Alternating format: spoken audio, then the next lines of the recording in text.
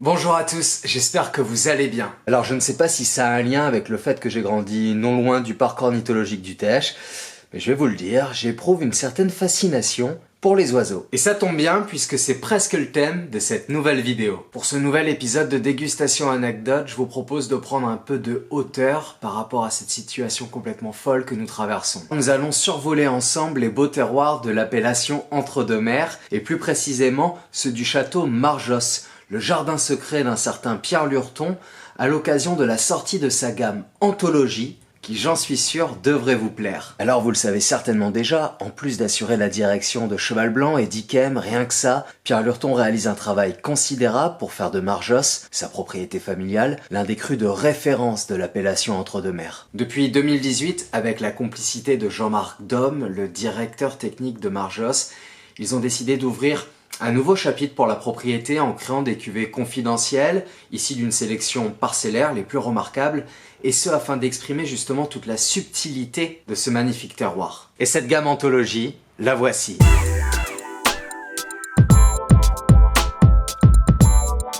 Alors on commence tout de suite avec la présentation de cette cuvée Chardonneret. Le Chardonneret, en quelques mots, c'est un 100% chardonnay, accrochez-vous bien, élevé en barrique, sans malo, et sans bois neuf, et ce pour préserver tension et fraîcheur, mais aussi pour préserver tout l'aromatique du chardonnay. Et c'est seulement 1200 bouteilles, pas une de plus. On enchaîne avec l'hirondelle qui fait part belle à un cépage oublié du Bordelais, je veux parler de la muscadelle. Ici d'une toute petite parcelle plantée pendant la Seconde Guerre mondiale, cette cuvée hirondelle, un 100% muscadelle, vous séduira, j'en suis certain, par ses notes florales et ses arômes de fruits à chair jaune. Nous avons là un vin blanc lumineux et tout à fait singulier qui a été élevé pendant 12 mois en œuf béton et cuve inox. Cuvée hirondelle, petite production également, 2300 flacons. C'est à présent au tour de la palombe. Cuvée d'assemblage, divine association entre sémillon, sauvignon blanc et sauvignon gris. Cette cuvée est élevée en barrique de 300 et 400 litres et demi-muit de 600 litres. Toujours sans bois neuf. 3 mots pour décrire cette magnifique palombe, complexe, suave et persistant.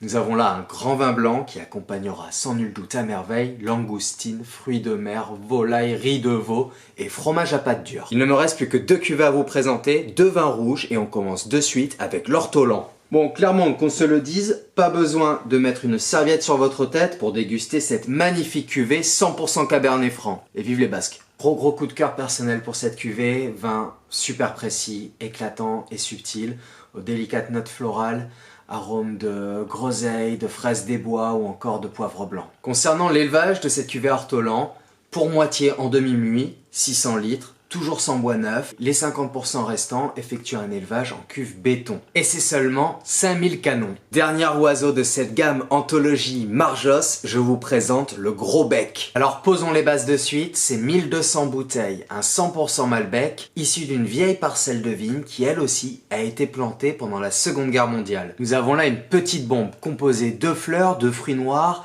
la structure est dense, juteuse, dimension sphérique, c'est juste délicieux. Je suis très content de vous avoir parlé de ce projet qui me tient à cœur et que je suis depuis maintenant à peu près 2 ans grâce à Jean-Marc, donc Jean-Marc Dom, le directeur technique, qui m'avait d'ailleurs, je dois l'admettre, plutôt bien piégé à l'époque en me faisant déjà déguster toutes ces cuvées à l'aveugle. Ces 5 oiseaux sont toutes des cuvées confidentielles et singulières, identitaires de leur terroir, sans oublier, accessibles en prix. Question appellation. Seule la cuvée Palombe est en appellation Bordeaux. Les 4 autres, en bouteille bourguignonne, sont vins de France. Et aujourd'hui, elles prennent leur envol et n'attendent plus que vous. Allez, petit supplément cadeau, on se quitte cette fois-ci en images et musique pour une immersion vue du ciel, Château Marjosse, sa chartreuse du XVIIIe siècle et son parcellaire, des plans que j'ai pris plaisir à filmer pour vous en compagnie de Jean-Marc le 6 novembre dernier. Ah, avant que j'oublie, n'hésitez pas à me mettre en commentaire quel est votre oiseau préféré ou votre cuvée préférée, que dis-je? Bon, on se donne rendez-vous bientôt pour une prochaine vidéo.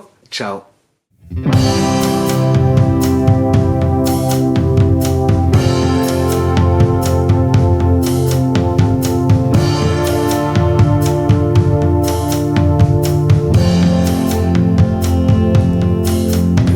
Not too young to know to understand.